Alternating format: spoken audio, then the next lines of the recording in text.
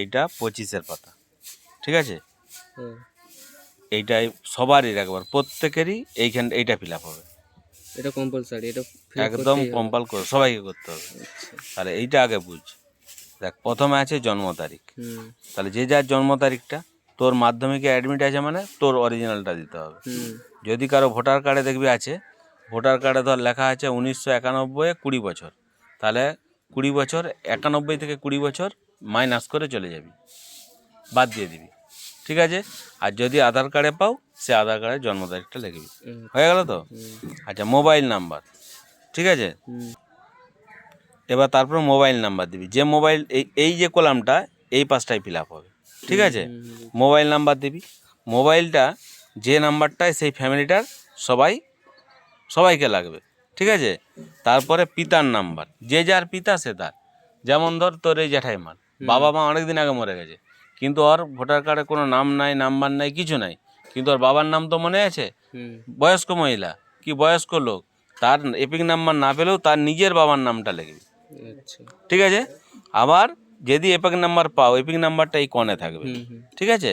ধর তোর বাবার এখানে দেখবি এপিক নাম্বার পেয়ে যাচ্ছে, নাম পেয়ে যাচ্ছে, তার নাম লিখে দিলি, এপিক নাম্বার লিখে দিলি। আবার মায়েরটা, বাবারটা হয়ে গেল, মায়েরটা ওখান থেকে এখানে লিখবি। যদি ধর যে মেয়েদের বিয়ে হয়ে এসছে, তার বাবা মায়ের এই কোনাটা ছবি তুলে পাঠাতে বলবি। এপিক না, এই ফর্মের যে বাম দিকে বাবারটা মায়েরটা, ঠিক আছে? তাহলে বাবা মা কলাম হয়ে গেল। হ্যাঁ, এখানে অভিভাবক হিসাবে পিতা মাতাই হবে। এখানে পালিত কন্যা হলে অনেক কিছু সেক্ষেত্রে আলাদা ব্যাপার, যাদের বাবা মা ছিল, ঠিক আছে? এবারে কেউ বলবে যে অভিভাবক স্বামী, তাহলে এই কলামটা কী জন্য দিয়েছে? এখানে কিন্তু স্বামী স্ত্রীর লিঙ্ক আসবে, ঠিক আছে? দেখ, মায়ের হয়ে গেল, মায়ের এপিক নাম্বারটা এই বর্তমানটা তুলে দিবি এই কনে, প্রত্যেকের ফর্মের কনেরটা এই কলামটাই হবে, ঠিক আছে? এবার স্বামী, ধর তোর বিয়ে হয়নি, তুই এই কলাম দুটো ফাঁকা রাখবি, তোর দরকার নেই। কিন্তু যা ধর বাপনের বিয়ে হয়েছে, তাহলে বাপন কি করবে? এখানে তার বইয়ের নামটা লিখবে, তার বইয়ের এপিক নাম্বারটা এই ফর্মেরই। এই ঘর পর্যন্ত কিন্তু বর্তমান মানে এইটা বসবে, বাবা মায়েরও বসবে, স্বামী বসাবে স্ত্রীরটা, স্ত্রী বসাবে স্বামীরটা। বাংলায় ফর্মটা ফিল আপ করতে পারো, ইংরেজিও করতে পারো, কিন্তু সংখ্যাগুলা ইংরেজিতে লিখবি। যেমন আছে এপিক নাম্বার, এই যে এখানে একটা আছে না, ডব্লিউবি দিয়ে, হ্যাঁ, ঠিক আছে? জিএক্সআর এই টাইপের নাম্বারটাই এখানে তিনবার দিতে হবে, মানে একই নয়, পিতার বাপের মায়ের এই কোনটা সব আনতে বলবি। এবার ধর 2002-এর পাতার কলামে আসছি, এটাও 2002-এর পাতায় যেমন আছে তেমন, এটাও 2002-এর পাতায় যেমন আছে তেমন, ঠিক আছে? এইটা 2025-এর পাতা চলে গেল, এই কোনা আর বর্তমানটা লিখতে হবে, হ্যাঁ? আর জন্ম তারিখ কিন্তু অরিজিনালটাই দিতে হবে। একটা করে ছোট ছোট ছবি দুটোতেই চিঠি দিবি। এ পাঁচটা হয়ে গেল উপরটা। এবার ধর তোর নাম নাই, তোরও নাই 2002-এর পাতায়, তোর নাই, যে মেয়েগুলা বিয়ে হয়ে এসছে তাদের অনেকেরই নাই, তারা সবসময় ডান দিকটাই চলে যায়। এই যে দেখ, আত্মীয়ের বিবরণ যার পূর্ববর্তী কলামে সর্বদা দেওয়া আছে। আত্মীয় মানে কি? বাবা মা, দাদু, ঠাকুমা, দিদা, দাদু, তাদের নাম আছে যাদের 2002। এবার ধর কারো বাবা মায়ের পাওয়া গেল নি, তাহলে দাদু ঠাকুমার তো পাওয়া যাবে, তাদের পাওয়া গেলেনি, মামা ঘরের দিদা দাদু, এগুলা লিঙ্ক ওই এখানে তাদের রিপিক নাম্বার দিয়ে কাজ হয়ে যাবে। এখানে তাদের সেই 2002-এর পাতা, এই যে তোকে যেগুলো পাঠালাম সব 2002। এবার ধর তোর নাই, যাদের নাই তাদেরটা বুঝেলে তোর নিজের বাবার নাম লিখবি, প্রথমের নামটাই, হ্যাঁ, এটা তার, এই যে আত্মীয়ের বিবরণ, আর এখানে নির্বাচকের নাম দেখ, যার ছিল সেটা পরে বলছি। তোর আত্মীয়কে বাবা কিংবা মা, এই যে বাপনের যেমন মায়েরটা, কিংবা যদি বাবা মা না থাকে, দাদুর যদি থাকলে দাদু, হ্যাঁ।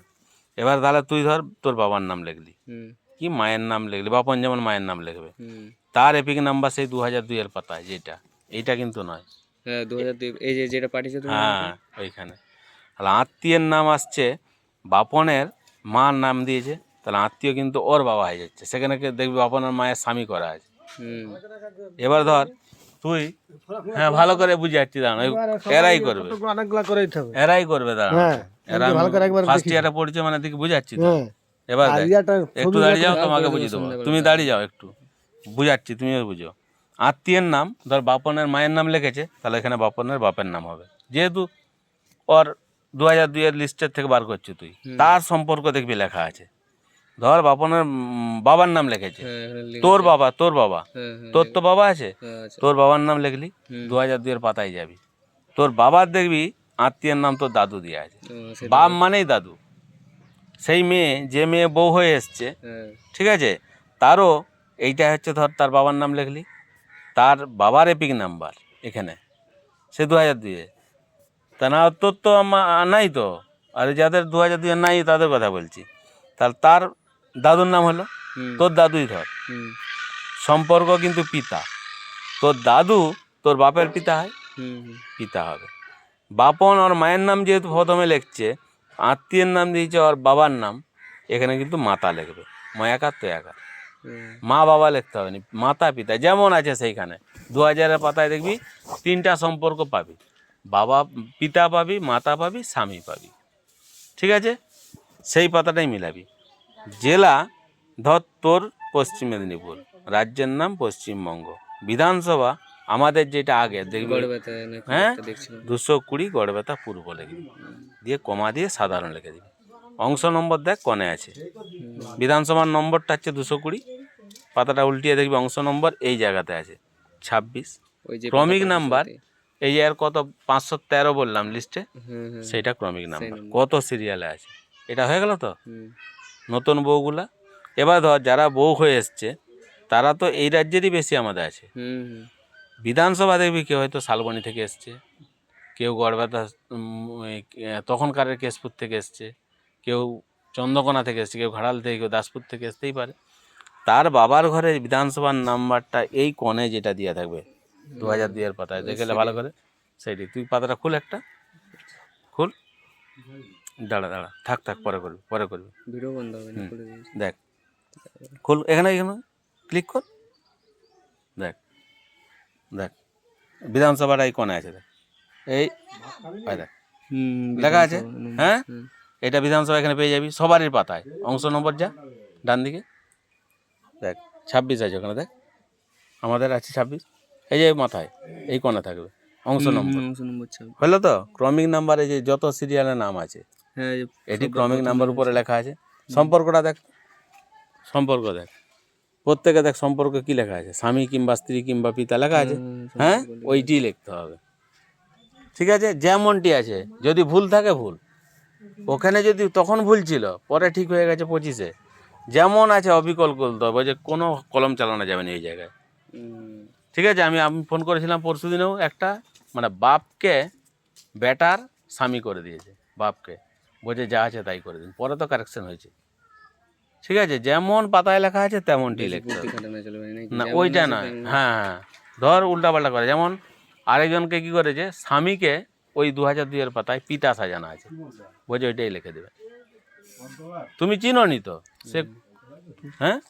আচ্ছা এবারে এইটা হয়ে গেল তোদেরগুলা ইয়ং জেনারেশন, যাদের 2002 পাতা থাকে, যাদের 40-41-এর নিচে বয়স, তাদের কারোই 2002 পাতায় নাম নেই।